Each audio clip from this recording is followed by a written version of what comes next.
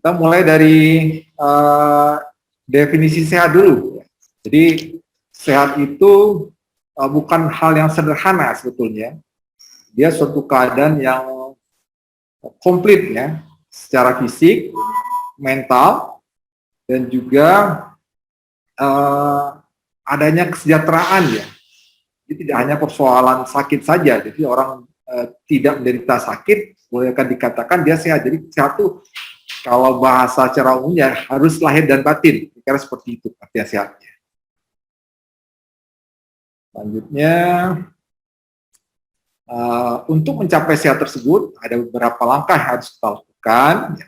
Pertama, kita harus mengerti dulu dengan kesehatan itu sendiri. Jadi kita harus mendapatkan pengetahuan mengenai kesehatan, kemudian juga kita melindungi organ-organ tubuh kita untuk bisa sehat, kemudian juga mendeteksi secara dini, ya, early deteksi, ya, dan melakukan pengobatan dini jika ditemukan ada masalah dengan tubuh kita.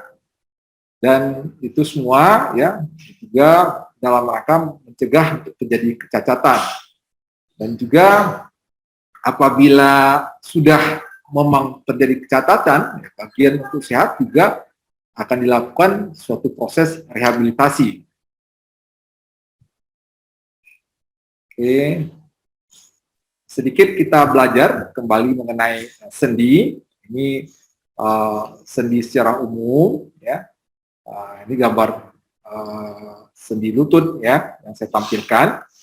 Secara umum, sendi itu ada komponen soft tissue, ada komponen hard tissue. Jadi ada komponen yang tulang dan bukan tulang.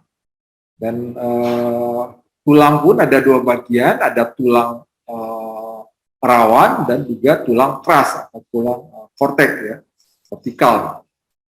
Kemudian ada bungkus dari sendi itu sendiri ya, disebut dengan joint capsule. Kemudian ada jaringan lunak atau synovial membran yang merupakan lapisan dari joint capsule, dan juga terdapat cairan sendi merupakan bagian dari sendi itu sendiri ya.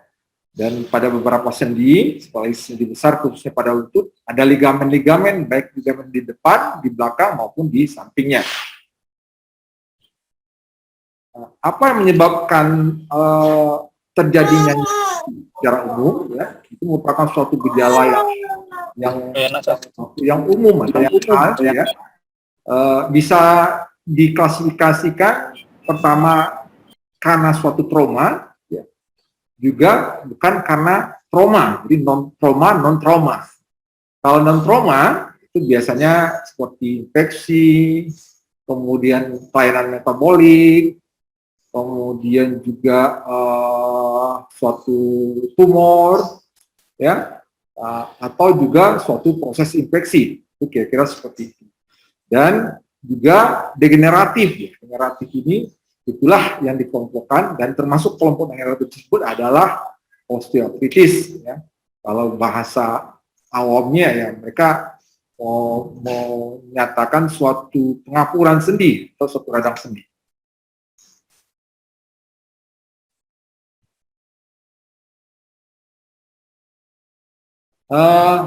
Per definisi,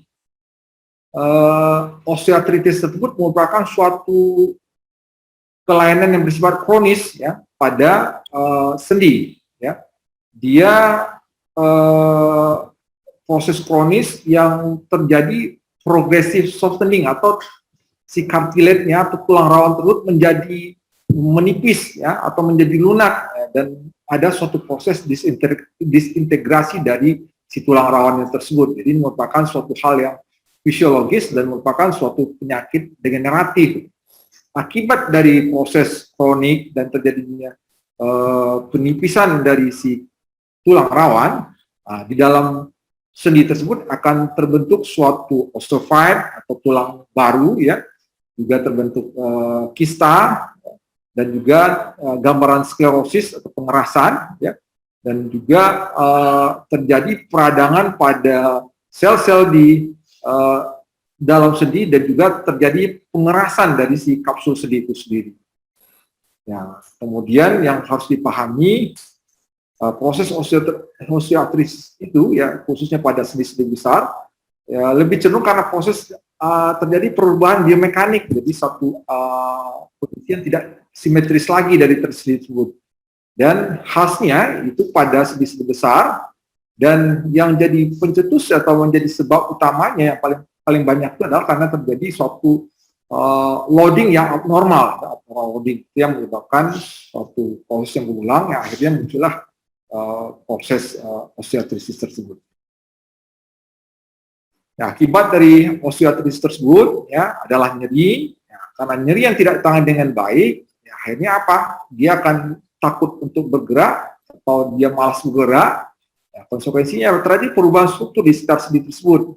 Otomatis seperti otot-otot yang merupakan komponen sekunder dari sendi tersebut akan mengalami tightness ya, atau menjadi tegang ya. Dan juga konsekuensinya akhirnya juga akan menyebabkan pergerakan dari sendi tersebut akan semakin terbatas. Ini gambarannya ya. Ini osteoartritis tersebut dianalogikan suatu sendi yang sakit ya, yang jahat dengan sendi yang baik ya, ini Batman dan Joker kalau gambaran dari analoginya. Nah, di mana aja sendi-sendi yang sering mengalami osteoartritis atau pengapuran seperti pada tulang belakang ya, tulang belakang mulai dari tulang servikal ya sampai daerah lumbal, itu bahkan daerah-daerah yang paling sering mengalami osteoartritis. Kemudian juga di tangan, kemudian di panggul, ya, kemudian di lutut dan juga di kaki. Jadi kembali tadi saya sampaikan bahwasanya osteoartritis ini ya khasnya pada sendi-sendi besar. Memang memungkinkan sendi terjadi, tapi yang khasnya paling banyak yang paling dominan itu pada sendi panggul dan sendi lutut. Kalau di gambar X-ray, kita lihat ya, ini gambaran dari suatu sendi yang sehat, ini bagian femur, ini bagian kruis, ya. Ini menunjukkan joint space-nya masih bagus, ya. Artinya kartilatnya, tulang rawannya juga masih bagus. Ketika kartilatnya sudah habis, nah ini gambarannya seperti ini pada kondisi yang tidak normal lagi. Jadi akan terjadi kissing, ya. Akan terjadi penyempitan dari joint space dan juga akan terjadi kissing atau melengket antara tulang femur dengan tulang tibia, dan akhirnya terbentuk apa ya, bentuk osteophyte ya, kemudian juga mungkin sklerosis yang putih-putih ini, dan juga gambaran kista, formation kist di sekitar joint tulang rawan ini, seperti joint space. Nah, dan kalau kita buka, inilah kira-kira gambarannya. Ini sebetulnya gambaran staging dari OA itu sendiri. Ini gambaran OA yang masih, ini gambaran tulang yang sehat atau sendi yang sehat. Ini merupakan gambaran suatu OA yang awal, ya. OA yang awal itu sudah nampak si kartilat ini. Kalau normal kan kartilatnya utuh, ini sudah rusak kartilatnya. Dan kompensasi dari kerusakan ini, tubuh membentuk suatu osteophyte, ya, yang ini yang berdel-berdel namanya osteophyte, merupakan suatu pembentukan tulang yang tidak sehat. Ya. Nah, akhirnya pada stage akhir, ya, pada mungkin di stadium 3 atau 4, akan habislah kartilat tersebut, ya. Kemudian akan semakin bonyoklah tulang-tulang di sekitar si joint tersebut atau sendi tersebut. Siapa saja yang bisa terkena osteoartritis? Ya? Karena ini merupakan suatu hal yang fisiologis, ya semua orang bisa kena, baik laki-laki maupun perempuan, ya. Nah, tapi yang dominan itu ya nggak tahu juga, ini dari hasil penelitian ya takdirnya memang perempuan itu lebih banyak, ya lebih sering terkena daripada laki-laki. Ya terutama kalau setelah usia 40 tahun ke atas, mereka obes, ya, itu mereka orang-orang yang berpotensi untuk terjadinya osteoartritis. Dan juga pada mereka-mereka yang trauma yang berulang atau overload ya dari suatu aktivitas ya, apakah dia atlet, apakah dia suka olahraga ekstrim, itu merupakan trigger atau potensi-potensi yang akan memudahkan dia untuk terjadi osteoartritis. Nah, dan juga harus dipahami pada orang-orang dengan pasca trauma, apakah trauma tersebut patah tulang, apalagi patah tulang tidak tangani dengan baik, terjadi malunion, itu akan menyebabkan juga terjadinya OA yang diakselerasi, ya, OA yang dipercepat. Nah, selanjutnya pada penyakit tertentu juga akan menyebabkan potensi terjadi OA, dan juga pada penyakit-penyakit yang rusak sendi itu sendiri. Ya. Nah, di Amerika, ya, di dunia, ini merupakan suatu hal yang umum. Jadi orang datang ke poliklinik ortopedi itu kalau nggak lutut, kalau nggak pinggang, atau mempatah. Seperti itu yang kebanyakan pasien ya. Di Amerika itu 11 juta orang per tahun berobat karena keluhan nyeri sendi. Ya. Dan boleh dikatakan hampir 100.000 orang mereka mengalami fungsinya terganggu ya dalam aktivitas sehari-hari. Dan setelah 800 ribuan mereka butuh perawatan, dan sekitar 700.000 ya orang di Amerika itu atau di luar negeri mereka sudah melakukan ganti sendi setiap tahunnya. Jadi ganti sendi itu merupakan hal yang biasa pada orang-orang yang mengalami osteoartritis dan di negara-negara yang maju. Nah, gejala yang perlu diketahui, ya pasien biasanya datang dengan nyeri sendi. Ya.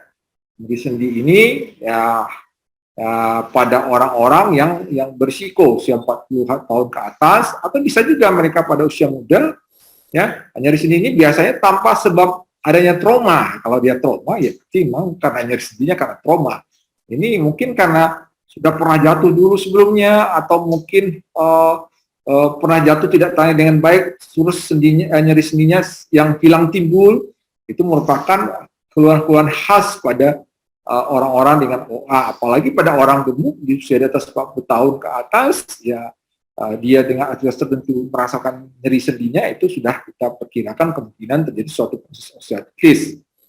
Dan khasnya nyeri ini nyeri setelah aktivitas, jadi setelah dia berhenti atau pagi hari, nyeri itu akan muncul. Dan nyeri itu merupakan nyeri yang kronis yang berulang-ulang. Nah, ini yang kelirunya lagi ya sering disalahkan tuh asam urat. Nah, ini yang pemahaman harus kita luruskan. Kita perlu untuk menjaga sendi kita tetap sehat, ya, agar kita tetap bergerak, karena filosofi dari ortopedi itu sendiri adalah life is motion is life. Jadi kalau kita nggak bergerak, ya artinya kita berisiko untuk semakin sakit sendi tersebut, dan juga ya kualitas tulang kita juga semakin tidak baik. Nah, sebetulnya ya ada tip-tip yang sederhana sekali ya harus kita lakukan ya untuk menjaga, apalagi di zaman corona ini ya, olahraga itu sudah merupakan suatu kebutuhan kita. 30 menit sehari, usahakan berjalan, ya, 10.000 langkah ya. Kemudian kalau nggak mampu ya coba 3 kali seminggu aja ya. Nah, dan kalau di kantor kita usahakan break ya untuk kita tetap sendi itu bergerak dengan baik ya. Nah, dan sekarang aplikasi yang ada itu cukup banyak ya. Salah satu pedometer ini yang bisa menilai, ya, mengukur aktivitas kita sehari-hari dan kalori yang sudah kita habiskan. Ini olahraga-olahraganya ya.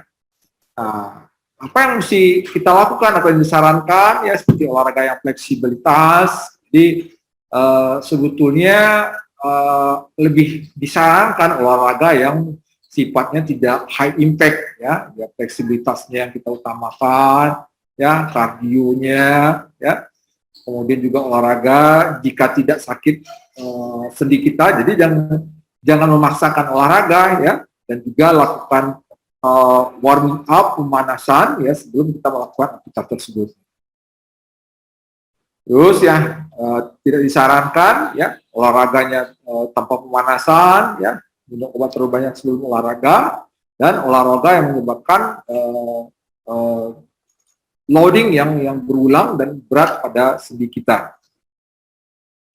Dan jika cedera, kita sarankan untuk berikan kompres ya pada daerah yang cedera, ya, kompres dingin atau mungkin kompres panas ya. Dan jika sudah memang nyerinya sudah boleh dikatakan kronis, apalagi pada orang tua, ya kita sudah harus menyarankan orang tersebut menggunakan tongkat untuk menghindari ya jangan semakin sakit dan juga dia tetap untuk beraktivitas bergerak. Nah, ini yang tidak kalah penting ya. Walaupun zaman corona ini disuruh makan banyak, tapi banyak yang bagaimana ya, tetap banyak yang sehat dan terkontrol ya. Karena kita jangan sampai obes ya, obes itu merupakan predisposisi ya. Dan rata-rata orang-orang yang datang ke klinik ortopedi, ya, apalagi pasien-pasien saya itu mereka orang-orang yang obes itu yang paling banyak mengalami osteoartritis. Ini ya, kurangi berat badan kalau memang sudah obes ya, itu mah wajib, itu yang saya sarankan pertama kali pada pasien saya. Terus ya kita dokter ortoped ketika datang pasien ke kita akan lakukan beberapa prosedural dan pemeriksaan fisik, kemudian pemeriksaan penunjang, melakukan X-ray dan juga melakukan pemeriksaan laboratorium. Ya, setelah itu kita edukasi pasien, ya, untuk apa tindakan akan kita lakukan dan memberikan pemahaman mengenai penyakit ini. Yang harus kita stressingkan, tekankan, ini merupakan suatu hal yang fisiologis, hal yang nature ya, dan ini suatu aging proses ya, penyakit penuaan gitu, dan tidak ada mungkin akan kembali normal lagi. Ini yang perlu itu harus kita sampaikan. Jadi walaupun sekarang kita lakukan pengobatan, ya, pengobatan tersebut merupakan proses untuk mendelay ya, dan juga untuk ya mengurangi rasa sakit tersebut. Ya, tapi dia tidak akan bisa menghilangkan 100% dan tidak bisa menjamin dia akan normal lagi. Nah, ini yang harus kita tekankan ke pasien karena ekspektasi pasien itu cukup luar biasa. Datang kita dia ingin sehat dok. Nah, jadi kalau kita yang tenaga medis ini nggak memberikan pemahaman tentang apa itu penyakit tersebut, ya suatu proses penyakit yang merupakan penyakit tua yang nggak akan mungkin kita kembali muda dan tidak akan mungkin beregenerasi lagi lutut tersebut, itu nanti akan menjadi bumerang buat kita gitu.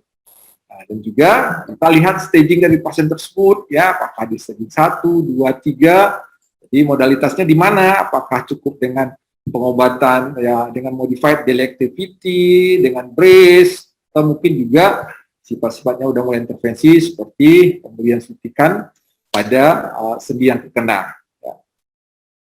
Jadi terapinya kita bagi non farmakologi ya pada mereka yang state awal, yang masih di awal-awal nyeri OA-nya muncul, kita masih optimis dengan memodifikasi gaya hidupnya sehari-hari, mulai dari penurunan berat badan, menghindari olahraga high impact, ya, terus juga menguatkan otot-otot di sekitar sendinya, itu merupakan terapi untuk non farmakologi. Selanjutnya, ya, kalau sudah memang mungkin stage 2, kita baru menyarankan memberikan terapi seperti pemberian obat-obat penahan sakit, kemudian melakukan injeksi, dan pada stage akhir, dengan indikator nyerinya tidak terkontrol lagi, kemudian sudah ada deformitas dan mengganggu aktivitas sendiri, aktivitasnya sehari-hari, ya kita akan melakukan tindakan operatif, ada artroskopi, osteotomi, sampai kita untuk melakukan operasi ganti sendi. Ini injection, ya. Ini juga harus saya luruskan kepada sejauh-sejauh semuanya, ya. Pertama yang clue-nya itu ini bagian dari pengobatan yang sifatnya membantu mengurangi rasa sakit, bukan menyembuhkan. Ini kadang-kadang yang selalu salah orang datang ke saya itu ingin sakitnya hilang dok, ya, ingin sembuh dok, disuntik. Ini kan mereka dengar dengan informasi. Ini yang informasinya harus kita luruskan juga. Ya. Ya. Ini injeksi ini, kalau memang di stage awal, dia akan sangat bermanfaat sekali. Artinya dia bisa memperlama untuk munculnya atau untuk mengurangi rasa sakitnya. Tapi kalau udah di stage akhir, ini nggak kita rekomendasikan lagi. Kita harus melakukan tindakan operatif, ya. Kemudian injeksi itu sendiri ya prinsipnya kita memberikan penahan sakit, juga mungkin kita berikan penahan anti radang, dan juga kita memberikan makanan ya, lubrikan kepada sendi tersebut untuk membantu proses penyembuhan atau mengurangi rasa sakit pada sendi yang mengalami radang.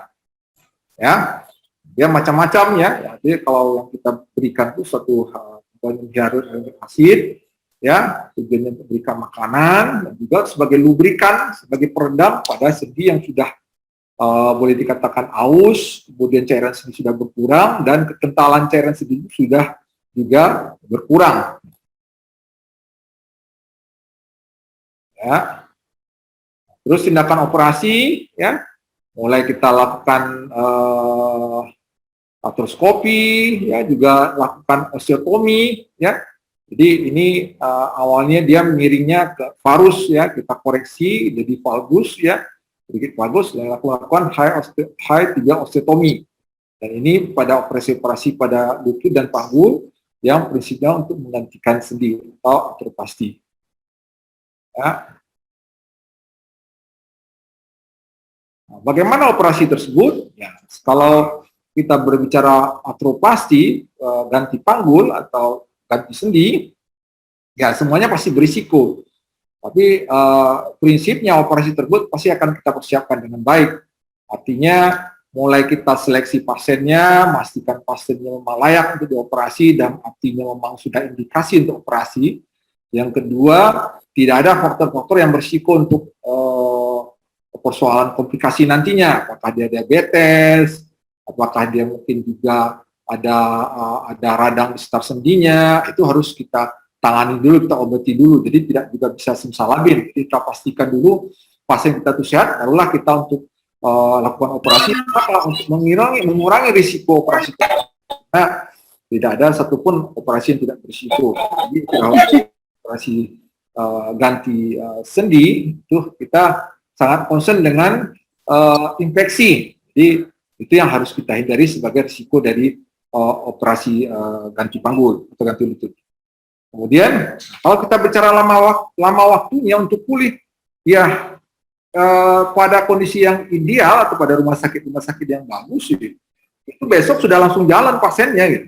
Jadi nggak usah berpikir setelah operasi dia jadi tidak bisa apa-apa. Justru setelah operasi itu memang target kita adalah mereka bisa berjalan. Ya.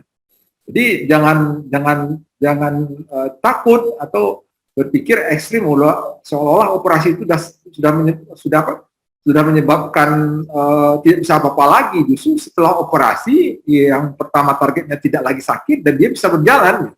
Dan waktu pemulihannya sangat cepat sekali. Dia akan belajar jalan lebih kurang setelah pulang setelah 5 hari dirawat, pulang ke rumah dia sudah bisa jalan pakai tongkat dan pakai tongkat, ya, itu paling lama sebulan dia udah bisa jalan normal lagi, ya. Kemudian pada kondisi-kondisi tertentu ini juga tergantung staging dari pasien tersebut. Untuk fungsional pada kondisi yang dikatakan dia cukup bagus dari awal, modalitas dari sendinya tersebut, atau kita menggunakan alat-alat yang bagus, bisa juga dia bisa untuk sholat lagi. Itu mungkin kira-kira parameternya bagi orang-orang muslim, ya. Nah, terus juga latihan exercise yang dilakukan untuk fisioterapinya, ya, pada tujuannya agar dia bisa kembali untuk bisa melakukan yang minimal untuk daily activity dia sendiri, ya, yang pekerjaan dia sehari-hari, apakah dia mungkin ke kamar mandi, pergi sholat, ya, apakah ya sekitar aktivitasnya di sekitar rumah lah, ya, dan tujuannya agar pasien tersebut tetap bisa hidup kembali nyaman atau normal. Nah, dan terakhir, ya inilah yang harus kita pahami untuk tips sehat tersebut, ya, tetap olahraga, ya, jaga makanan yang baik, ya, kemudian juga mengurangi stres, dan terakhir mengurangi berat badan. Mungkin itu dari saya. Mungkin kita lebih bagus untuk diskusi. Lebih dan kurang saya mohon maaf. Bila tidak, Assalamualaikum warahmatullahi wabarakatuh.